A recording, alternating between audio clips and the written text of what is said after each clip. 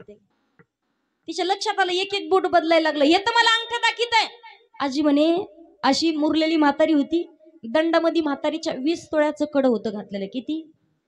20 तोळ्याचं. म्हातारी म्हणे दादा टोमॅटो 20 रुपये किलो. मेथीच्या जुड्या 20 रुपयाच्या 3. याच्या लक्षात आलं म्हणे आपल्या पुढची आहे. घमेंड किती करा इकडं पण दुसरं अजिबात भेटत. मला सांगायचंय काय, इथे फक्त भगवंताचं नामचिंतन करावं लागेल. कारण तारणारा फक्त तोच आहे आपल्या जीवनामध्ये. किती म्हटलं हे माझं ते माझं, भगवान परमात्मा शिवाय दुसरं आपलं कोणीच नाही. माणसाने विचार केला पाहिजे योग्य वेळेमध्ये करावं काय. माणसाने एवढा संत महात्म्याने उपदेश करूनही कोणाच्या लक्षात येत नाही आपण जन्माला आलोय कशासाठी. म्हणून भगवान राष्ट्रसंत श्री तुकडोजी महाराज सांगतात पहा, भगवान परमात्मा आपल्याला जाब विचारतात. क्या किया क्या किया क्या किया रे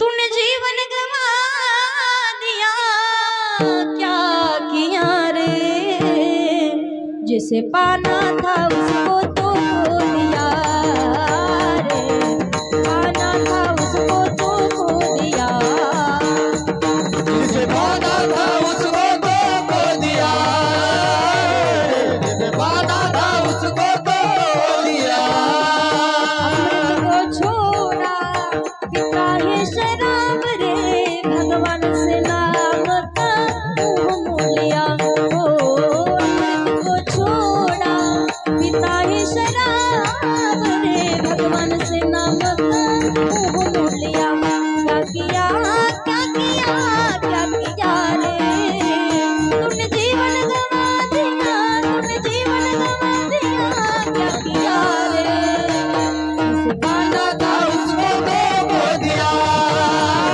जिसे पाना था उसको तो खो दिया जिसे पाना था उसको तो खो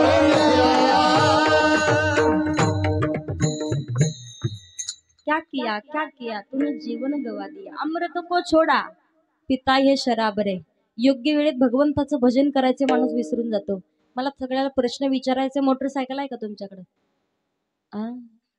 50,000ची 60,000ची एक जास्तीत जास्त महागडी असेल तर 1.5 लाखाची बरोबर. मोटरसायकल मध्ये अचानक तुमच्या गाडीतलं पेट्रोल संपलं. हा महिला मंडळ अचानक पेट्रोल संपलं. जवळ फक्त रॉकेलची दुकान होती. जवळ कुठे पेट्रोल पंप नाही काहीच नाही. तुम्हाला का पेट्रोल भेटत नाही आता. मग तुम्ही पेट्रोल संपल्यावर त्या गाडीत रॉकेल टाकताल का? टाकताल का रॉकेल? का नाही टाकत रॉकेल? टाकायला पाहिजे. कशामुळे नाही टाकत बोला ना. तुम्हालाच विचारते कशामुळे? गाडी खराब होईल म्हणून. मला सांगा 1.5 लाखाच्या गाडीत पेट्रोलच्या ऐवजी जर रॉकेल टाकलं तर ती गाडी खराब होते. कोट्यावधीचा नरदेह भगवान परमात्म्याने आपल्याला ही गाडी फुकट दिली. याच्यात काही जर टाकलं तर ही गाडी खराब नाही व्हायची का बोला. मला सांगायचंय काय, योग्य वेळेत माणसाने योग्य विचार केला पाहिजे. एक बकरी होती पा, बकरीला एक कसाही कापत होता. लक्ष देऊ नाही का फक्त. बकरीला कसाही कापत होता. बकरी हसायची. ते विचारलं त्या माणसानं म्हणे वेडीच का तू, तुला कापायला लागलोय मी, तुझा जीव जाणार आहे आता खुशाल तू हसती. बकरी म्हणे वेड्या हसते कशासाठी? ऐक तू म्हणे हसती कशामुळे? तुझा जीव जाणार आहे आता.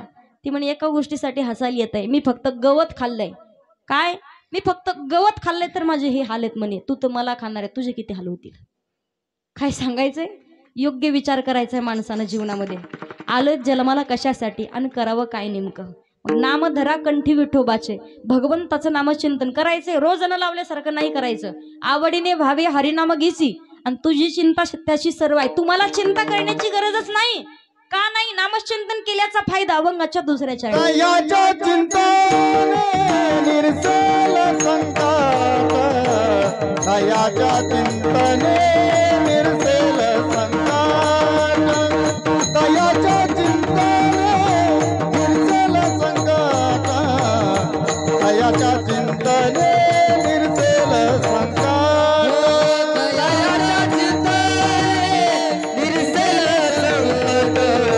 दयाच्या चिंतने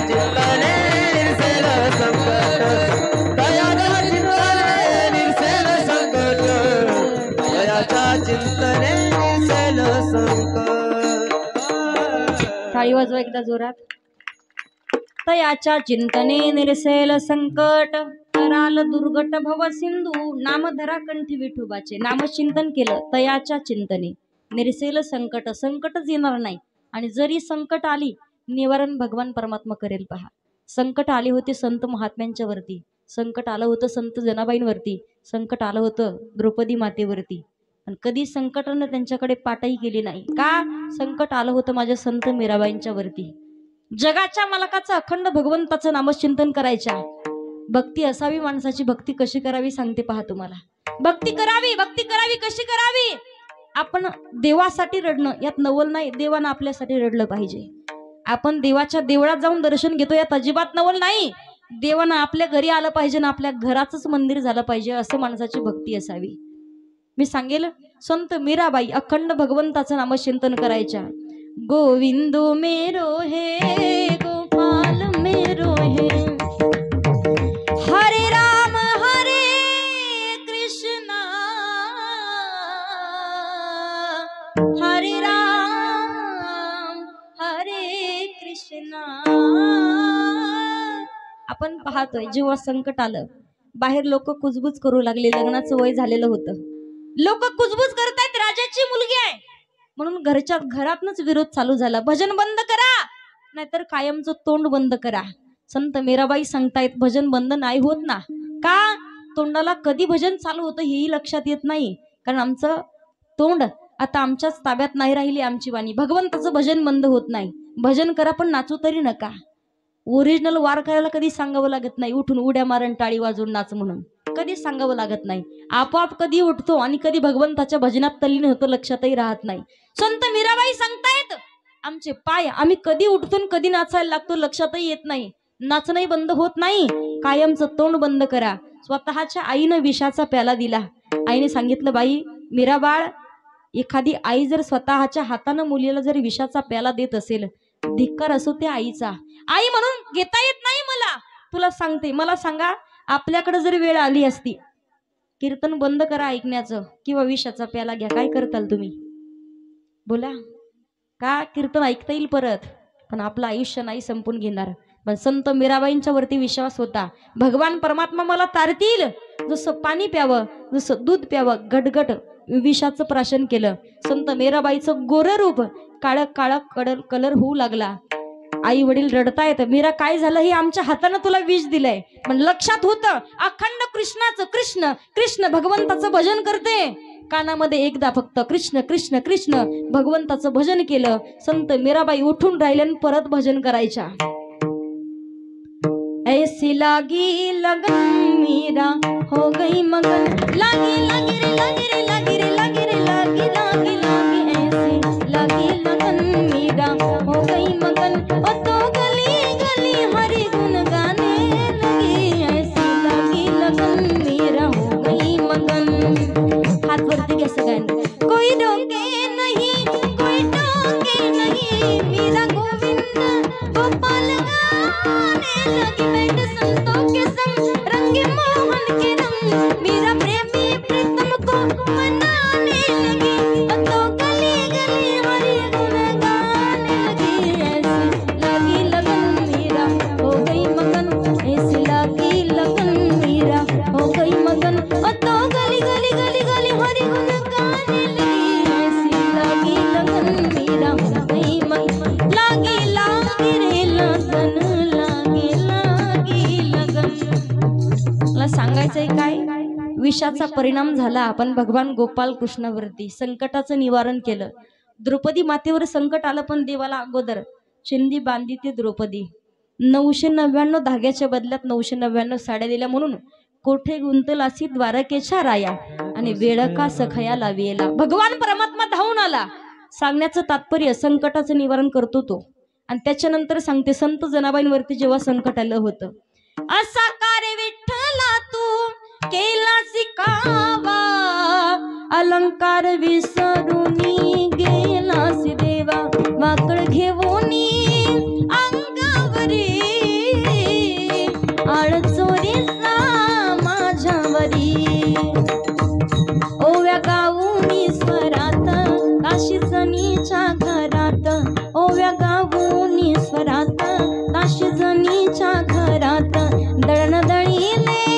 सख्यासी हरी आळ चोरीचा माझ्यावरी आळ चोरीचा माझ्यावरी संकटाचं निवारण करतो पहा पण आपला भाव तसा पाहिजे तयाच्या चिंतने निरसेल संकट कराल दुर्गट भव सिंधू नामचिंतन करावं कसं संत महात्मे सांगतायत सांगितलं म्हणून करायचं नाही गातो आवडीने गोड तुझे नाम तूच माझा राम तूच घनश्याम गातो आवडीने गातो आवडीने जय नाम तूच माझा राम तूच घनश्याम गातो आवडीने गातो आवडीने तूच माझी आई तूच माझा बाबा तूच माझी आई तूच माझा बाबा मुखी नाम घेता जाय तुझी बाबा सखा कृष्ण